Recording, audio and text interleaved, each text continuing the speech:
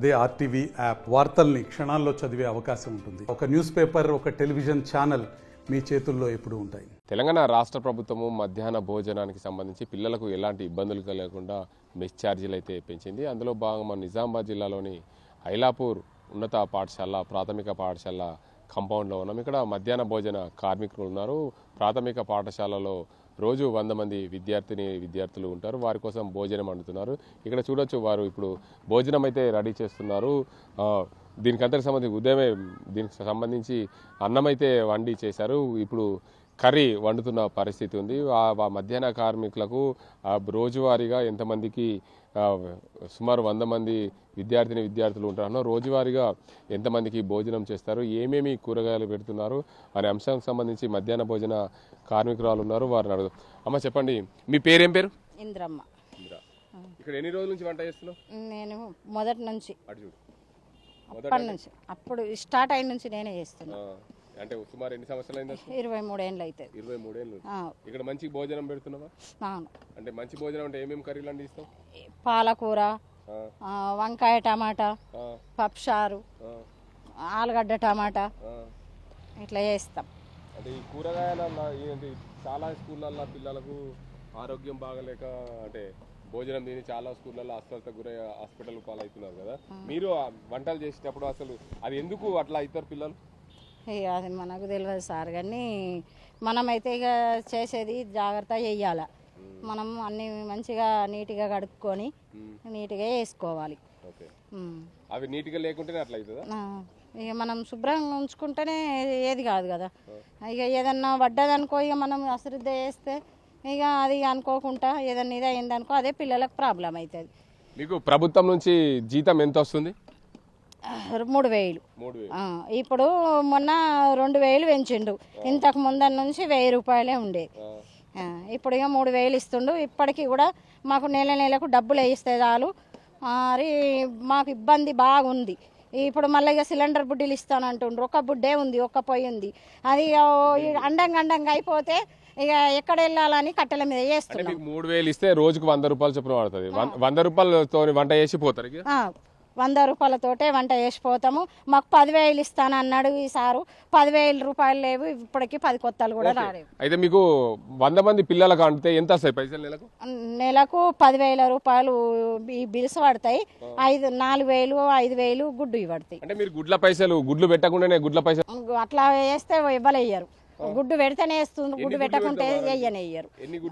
రోజు గుడ్డుకు మన వారం 2 సార్లు వారం పెట్టిన నాడల్లా మేము 100 గుడ్లు పెడతాం. కాదు, వారంలో ఎన్ని కోడి గుడ్లు పెడతారు? అంటే ఒక్కొక్క పిల్లాడికి వారంలో ఎన్ని సార్లు పెడతారు? 3 సార్లు పెడతాం. 3 సార్లు పెడతలేదని చెప్పి ఆరోపణలు ఉన్నాయి ఇక్కడ. అంటే 2 సార్లు పెట్టి మిగతా సారి ఒకసారి మీరు గుడ్ల పైసలకి మీకు 100 రూపాయలే, రోజుకి 100 రూపాయలే కూలీ పడుతుంది కాబట్టి అందుకే మీరు అట్లా చేస్తారు అంటున్నారు. అట్లా వచ్చి రోజు షకాబీ చేసి రోజు చూడండి సార్. రోజు చూస్తే మాకు బాధ కూడా మీకు తెలుస్తుంది. అంటే మీరు అరగంట సేపే వండిపోతారు. అరగంట అండితే ఇది అవుతుందా? అరగంట అండితే అయితే మరి ఇక్కడ ఉంటేది తెలుస్తుంది సార్. అంటే ఒక గంట సేపు మీరు గంటల్లో వంట చేసిపోతారు కదా. గంటల తొందరగా కాదు సార్. మేము 10 గంటలకు వస్తాం ఇక్కడికి. 10 గంటలకు వచ్చి 1 గంటలకు 1:30కి వెళ్తాం. ఎన్ని గంటల పని అవుతుంది? అంటే రోజు అదే సమయానికి వస్తారు? రోజు అంతే. 10 గంటలకు వచ్చి జావా పెట్టిండ్రు. ఇప్పుడు జావాకు మంచిగా రూపాయి, ఒక పిల్లగాడికి రూపాయి చొప్పున ఇస్తానన్నాడు. రూపాయి లేదు, ఏం లేదు. ఇప్పుడు వట్టిగానే వేస్తున్నాం జావా కూడా. ఇక మాకేం కైకిలు పడుతుంది. ఈ అంగన్వాడీ ఆయమ్మలకు ఇట్లా వాళ్ళకు 8,000 7,000 రూపాయలు జీతం ఉంది. మాకు కూడా అట్లనే ఇవ్వాలని మేము కోరుకుంటున్నాం. కాదమ్మా, ఇప్పుడు మీరు 10 గంటలకు వస్తున్నారు, జావా చేస్తున్నాం అంటున్నారు. దాన్ని మీకు రోజుకు 100 రూపాయల చొప్పున వంట చేస్తే ఏం మిగులుతున్నాయి? మరి ఇక ఏం మిగులుతలేం, కానీ ఇక చేసిన ఈ పని ఇక ఎందుకు వదులుకోవాలని అంగన్వాడీ ఆయమ్మల లాగా మాకు ఇడిసబెట్టినాక పెరిగితే బాధ అందుకోసంకే ఇడిసబెడతలేము. 23 ఏళ్ళు అవుతుంది పని చేయబట్టి. ఇప్పుడు చేసినాక పైసలు జీతం పెరిగింది అనుకో, ఇన్నొద్దులు చేసి ఇడిసబెట్టుకునే అన్న బాధని ఇడిసబెడతలేము సార్, అంతే. అంటే కాదమ్మా, ఇప్పుడు మీరు 100 మందికి పెడుతున్నారు భోజనము, నెలకు 15,000 రూపాయలు, 5,000 రూపాయలు గుడ్ల పైసలు వస్తాయి, 10,000 రూపాయలు భోజనానికి సంబంధించిన పైసలు వస్తాయి. ఇవి సరిపోతున్నాయా మీకు? ఏం సరిపోతాయి సార్? ఆడికాడికే మాకు జీతాలే. ఆడికాడికే ఏం చేద్దాం? ఇక పిల్లల సేవ ఎన్నడికన్నా కానీ చెడిపోదు, కానీ చేస్తున్నాం. పిల్లల సేవ చేస్తే ఎన్నటికన్నా నుంచి ఇంకేం కావాలా? ఏం కావాలా? ఇప్పుడు 2 సిలిండర్ బుడ్డీలు కావాలా మాకు. ఇక ఈడికెంచి నెలకు జీతము 10,000 ఇస్తానన్నాడు సార్. 10,000 ఇవ్వాలా మాకు. ఇక నెలకు మాత్రం బిల్లులు వేసి ఇక్కడ వంట రోజు ఎట్లుందని ఇక్కడ వచ్చి చూడొచ్చు, ఏం బాధలేదు. సరే సార్.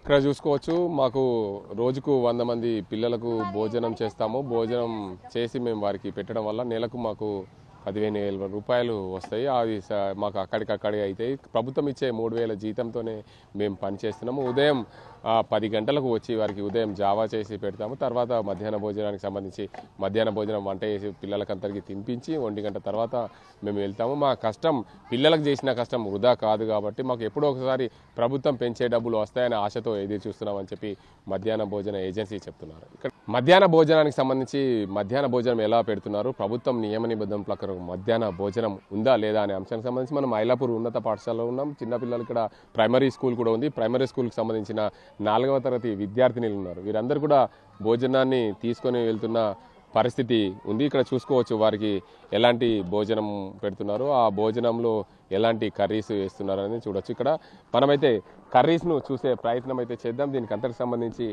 ఆ భోజనం అయితే వడ్డిస్తున్న పరిస్థితి ఉంది. దీనికి అంతటికి సంబంధించి మధ్యాహ్న భోజనంలో కర్రీస్ ఎలా ఉన్నాయి, ఈ కర్రీస్కి సంబంధించి మనం చూసే ప్రయత్నం అయితే చేద్దాం. పిల్లలకైతే మనం వడ్డించే చూద్దాం. ఇక్కడ పిల్లలకి ఇది అండి మధ్యాహ్న భోజనానికి సంబంధించి. పిల్లలకు సంబంధించి మధ్యాహ్న భోజనం ఇలా ఉంటే ప్రభుత్వము నియమ నిబంధనల ప్రకారము పెట్టాల్సిన మధ్యాహ్న భోజనం ఎలా తింటారు, దీనికి అంతటికి సంబంధించి ఇది మధ్యాహ్న భోజనానికి సంబంధించి ఇలా ఉంటే ఇది నీళ్ళచారు. అమ్మ మీరు మీ ఇంట్లో ఇట్లనే తింటారా?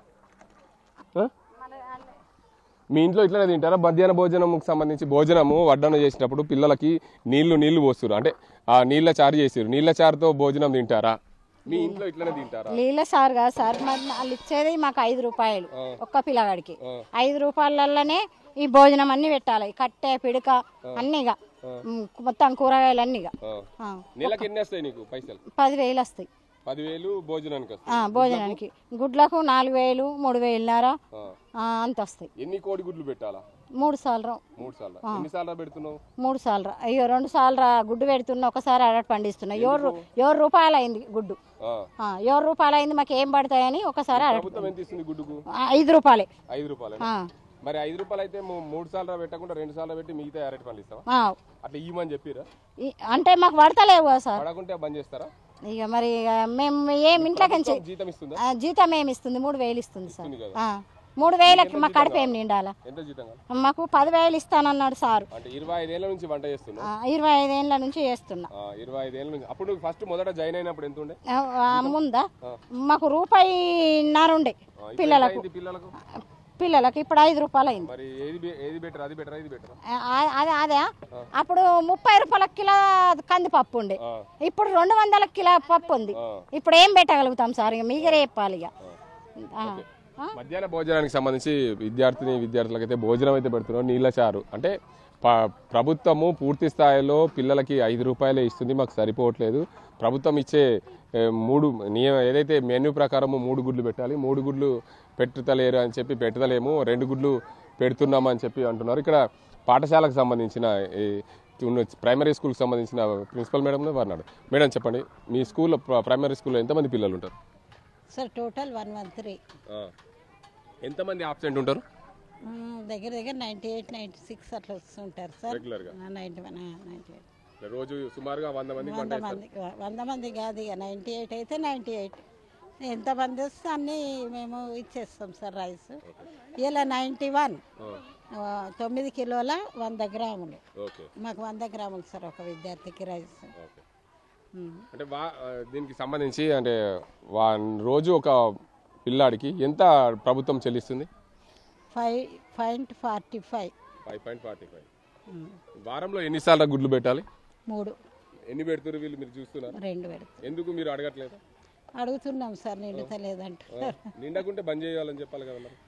మీరు ఇక్కడ ఇన్ఛార్జిగా ఉన్నారు, ఈ స్కూల్కి మొత్తం మీరు బాధ్యత.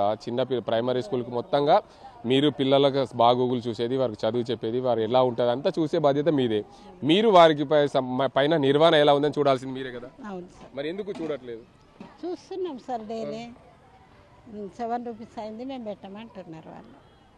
మరి మీరు అప్పుడు ఏం చెప్తున్నారు? పెట్టామన్నప్పుడు మీరు డిఓకి ఫిర్యాదు చేశారా లేకపోతే కలెక్టర్ ఫిర్యాదు? చెప్పాము సార్కి చెప్పాము. ఏమంటున్నారు వాళ్ళు? ఇక వాళ్ళు ఏమంటారు సార్, ఇక పెట్టాల్సిందని వాళ్ళు అంటారు. పెట్టాల్సిన పెట్టించాలి కదా మరి. అదే సార్ అట్లా ఉన్నది. మధ్యాహ్న భోజనానికి సంబంధించి ఏదైతే వారంలో 3 గుడ్లు పెట్టాలి, కానీ మేము 2 గుడ్లు పెడుతున్నామని చెప్పి మధ్యాహ్న భోజన నిర్వాహకులు చెప్తున్నారు. ఒక గుడ్డుకు బదులు ఒక అరటి పండు కూడా పెడుతున్నామని చెప్తున్నారు. కానీ ప్రభుత్వము మెనూ ప్రకారము భోజనం అయితే వడ్డించట్లేదని స్పష్టంగా మనకు కనిపిస్తుంది. ప్రభుత్వ నియమ నిబంధనల ప్రకారం ప్రభుత్వ ఉన్నతాధికారుల దృష్టికి తీసుకెళ్లాల్సిన ఉపాధ్యాయురాలు వారికి కూడా చాలాసార్లు మేము డిఓకు ఫిర్యాదు చేశాము. కానీ మీరు చూసుకోండి, నిండకుంటే ఎలా పెట్టమనండి అని డిఓ గారు మాకు చెప్పారని చెప్పి ఉపాధ్యాయురాలను కూడా చెప్తుంది. ప్రధాన ఉపాధ్యాయులు, ఈ స్కూల్కి సంబంధించిన ప్రధాన ఉపాధ్యాయులు, ప్రైమరీ స్కూల్కి సంబంధించిన ప్రధాన వీరి మధ్యాహ్న భోజన నిర్వహణకు సంబంధించి పూర్తిగా చూసుకోవాల్సిన బాధ్యత వారిదే.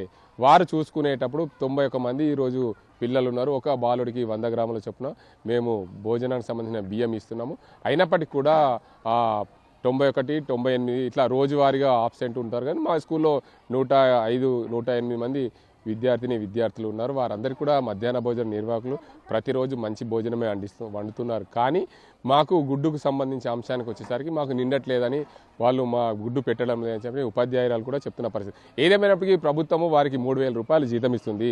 గుడ్డుకు సంబంధించిన ప్రతి వారానికి 3 రోజుల గుడ్డుకు సంబంధించిన బిల్లులు కూడా ఇస్తుంది. అయినప్పటికీ ఆ బిల్లులు తీసుకుంటున్నారు. కానీ భోజనానికి సంబంధించి ఎక్కడ కూడా ప్రభుత్వ నియమ నిబంధనల ప్రకారం మధ్యాహ్న భోజనంలో గుడ్డు పెట్టడం లేదు. గుడ్డుకు వచ్చే డబ్బులని కూడా వారు తీసేసుకుంటున్న పరిస్థితి నెలకొంది. ఇది ఇక్కడ పరిస్థితి. కెమెరా సాజింతో గంగారెడ్డి, RTV, నిజామాబాద్. మరిన్ని వీడియోస్ కోసం ఛానల్ ని సబ్స్క్రైబ్ చేయండి. లేటెస్ట్ అప్డేట్స్ కోసం వాట్సాప్ ఛానల్ ని ఫాలో చేయండి. అండ్ లింక్ డిస్క్రిప్షన్ లో ఉంది.